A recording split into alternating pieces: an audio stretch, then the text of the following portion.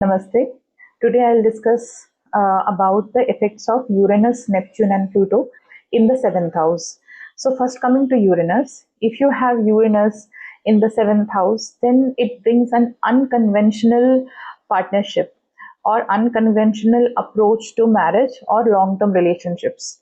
Uh, the features of the spouse can be eccentric in nature, very progressive, and from definitely a very different background than yours. Here, even you would have a strong desire of freedom in the relationship, in partnership. You will have a strong desire for independency in relationships, in marriage. Uh, if Uranus is badly afflicted, then in such cases, uh, relationship may end abruptly, suddenly. That is a problem. Such kind of people, what will happen is they will dislike routine or possessiveness or some very rigid boundaries set in the relationship. They completely dislike that. Overall, Uranus teaches us that lasting relationships requires flexibility, individuality, and mutual freedom. Now coming to Neptune. If you have Neptune in the seventh house, then it creates an idealistic and deeply romantic view of marriage. So you would want a spouse who is like that, and you would get that. Your spouse will be romantic, artistic, and also spiritual in nature, uh, and very much sensitive in nature.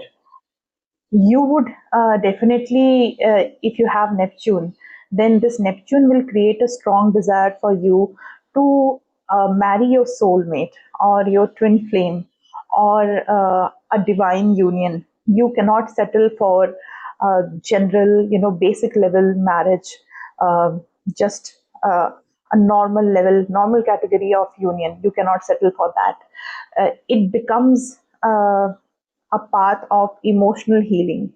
Marriage is the path for you. You will heal emotionally, you will grow spiritually.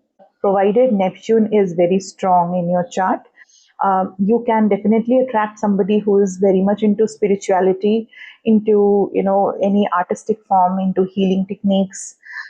If it is very well placed, it will give you a very compassionate spouse, a very emotionally fulfilling spouse.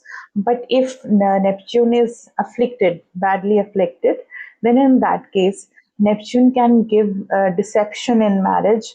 Neptune can bring illusions in marriage, and some unrealistic expectations can also occur by Neptune in your mind and your spouse's mind also, which can bring overall instability. So the lesson here is, what is Neptune trying to teach us is that there has to be a balance between unconventional love, healthy boundaries, and also practical realities. Now, coming to Pluto, if you have Pluto in the seventh house, then it brings intense karmic and life changing relationships.